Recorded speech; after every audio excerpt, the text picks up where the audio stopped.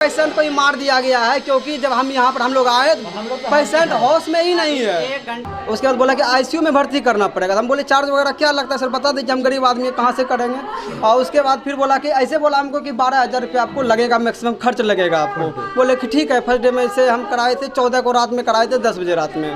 उसके बाद कराए, उसके बाद फिर हम 15 तारीख को आए, बिल में हमसे 15,000 लिया। बोला एडवांस हमको बिल चाहिए हमको, तो वो हम बिल किए 15,000 रुपया।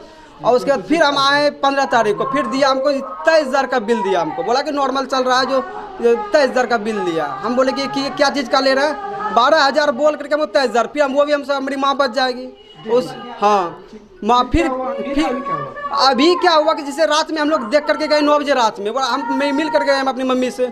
मिलने के बाद वहाँ गए तो बोली ठीक है ठाक एकदम बढ़िया नॉर्मल था। रिपोर्ट भी उसका चेक किए हम, रिपोर्ट में भी पूरा नॉर्मल था। और उसके बाद मॉर्निंग में अचानक फ़ोन करता है कि आपका पेशेंट सीरियस है। आज मॉर्निंग में अचानक उसके सीरियस है। उसके बाद डॉक्टर साहब ऐसे 3 दिन से हम डॉक्टर साहब के पास, इसका स्टाफ जो था बोल रहे थे हमको स्टाफ मिलना है, तो बोलता था सुबह मिलिएगा शाम। 3 दिन के बाद आज हमको डॉक्टर साहब से मिला है। आज जब मिले हंगामा करने के बाद डॉक्टर साहब मिला है। उस डॉक्टर साहब क्या बोले कि नॉर्मल पेशेंट कोई ऐसा कोई वेंटिलेटर में बिना पूछे डाल दिया है। और उसके बाद बोला कि डॉक्टर साहब नॉर्मल है, कोई दिक्कत नहीं है, आज नहीं फिर खोल देंगे इसके वेंटिलेटर। आज डेट कर गए। मतलब डॉक्टर क्या बोल रहे हैं? डॉक्टर अभी डॉक्टर साहब आ ही नहीं रहे थे, बोलेंगे कि अचानक ये हमारा कोई नहीं है। मेरा सबसे पहले फसल की कटाई होने तक बोरिंग पर पंपिंग सेट तैयार रखना चाहिए और खेतों के आसपास न खुद बीड़ी सिगरेट पीना चाहिए और न दूसरे को पीने देना चाहिए। लेकिन फिर भी आग लग जाती है तो आग बढ़ने वाली दिशा में कुछ दूरी पर फसल कटाई कर देनी चाहिए। हमारे गांव में बिजली के लूज तारों से निकली चिंगारी से भी आग लगती है। हमको कहीं भी लूज तार दिखे तो इसकी सूचना तुरंत स्थानीय संबंधित अधिकारी को देनी चाहिए। इसके अलावा जिन खेतों में फसल पक गए हों उन खेतों के आसपास थ्रेसिंग का कार्य नहीं होना चाहिए। खलिहान में थ्रेसर का मुंह हवा की विपरीत दिशा में रखना चाहिए। साथ ही खलिहान के पास 2 टब में भरा हुआ पानी होना चाहिए और खेतों के आसपास हवन बिल्कुल नहीं होना चाहिए। फसल की ढुलाई के लिए खेतों के बीचों बीच से पिकअप, ट्रैक्टर या अन्य वाहनों का प्रयोग नहीं करना चाहिए। मवेशियों का घर बसावट से दूर फूस की झोपड़ी की जगह जिया या करकट का बनाना चाहिए, क्योंकि इसमें आग लगने की संभावना कम होती है। मवेशियों को बांधने की रस्सी जूट की होनी चाहिए। साथ ही खूंटे और रस्सी उनके क्षमता के अनुसार हो, ताकि आपातकालीन स्थिति में वो इसे आसानी से तोड़कर भाग सकें। इसके अलावा इनके घरों के आसपास आग बुझाने के लिए पर्याप्त मात्रा में पानी, मिट्टी और बालू भी होना चाहिए। अरे बाप रे बाप, ये सब तो हमको पता नहीं था।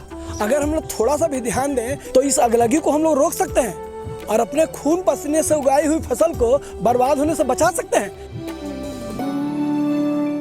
मेरा घर में 2 व्यक्ति एक्सीडेंट अभी घर में पड़ा हुआ है। दोनों का स्टील सीट है, सेट है स्टील। एक तो के पैर में है, एक तो में। अभी हमको पैसा नहीं होता है, सरकार हमको मदद कर रहा है। आज कितना पैसा 2 लाख से ऊपर खर्च कर दिया। अभी यहाँ क्या किए हैं? अभी यहाँ क्या किए? अभी कुछ नहीं, अभी तो यही इसको बंद कर रहा है। जो सब बंदे कर देंगे तो हम लोग जाएंगे कैसे? मेरा खेत है इधर, कैसे हम छापेंगे बोलिए? क्या नाम है आपका? खेत है उधर। क्या नाम है आपका? मेरा नाम श्याम यादव है।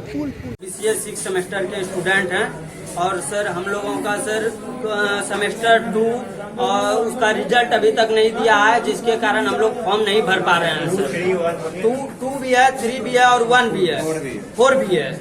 इसका अभी तक रिजल्ट नहीं दिया गया है, जिसके कारण हम लोग फॉर्म नहीं भर पा रहे हैं सर। हम लोग 19-22 सेशन के स्टूडेंट है सर। अभी जो है जो फॉर्म भरने के लिए है 6 सेमेस्टर में। हाँ, हम लोग 6 सेमेस्टर के फॉर्म भरने वाले हैं। इसमें क्या कहना है आपको?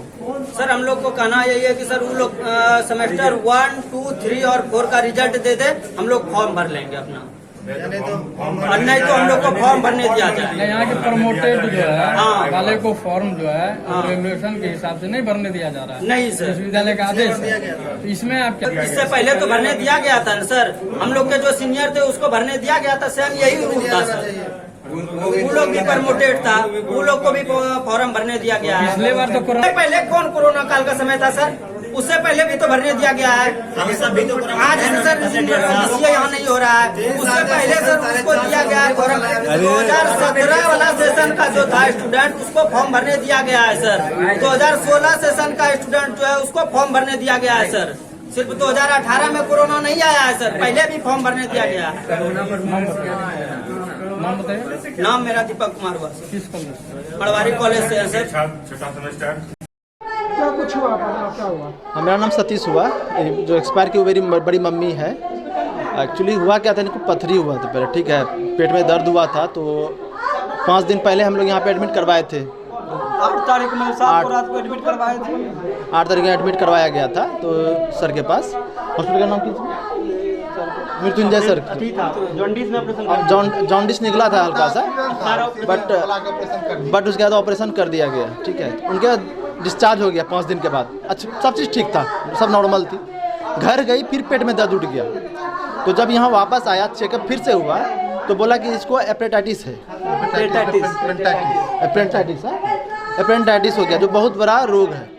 इसका इलाज हम आपको आईसीयू में भर्ती करके करना पड़ेगा। तो हम लोग ने कहा ठीक है। आईसीयू का चार्ज बताया गया कि डेली आपको 10,000 रुपये अप्रोक्स लगेगा और आपको एडमिट रहेगा। तो एडमिट हुआ गया। हम लोग को लगा 2 दिन तक ठीक था, परसों एडमिट करवाए हम लोग, परसों भी ठीक था, कल भी ठीक थी।